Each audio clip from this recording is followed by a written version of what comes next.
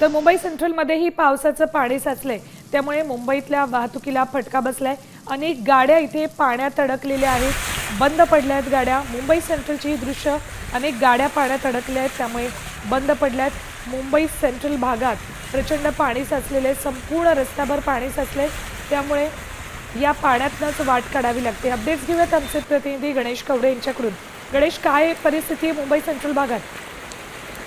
सुवर्ण, नक्कीच जर बघितलं असेल तर मोठ्या संख्येने आहे तो पाऊस आहे तो पडताना पाहायला मिळतो। रात्रीपासून खरं तर हा मुसळधार पाऊस सुरू आहे आणि यामुळे मुंबईतले जे काही सखल भाग आहेत आणि या सखल भागांमध्ये आहे ते पाणी जमा व्हायला सुरुवात झालेलं आहे। मुंबई सेंट्रल असेल, दादर असेल, अंधेरी सौथ असेल, या सर्व जी सखल भाग आहेत आणि यामध्ये पाणी जमा झालेलं पाहायला मिळते। त्यामुळे या जमा झालेल्या पाण्यातूनच नागरिकांना आहे तो वाट काढताना पाहायला मिळते। जरी शाळेला सुट्टी दिली असली तरी ऑफिस आहे ते सुरू असल्यामुळे कुठेतरी नागरिकांना याचा त्रास आहे तो सहन करताना पाहायला मिळतो।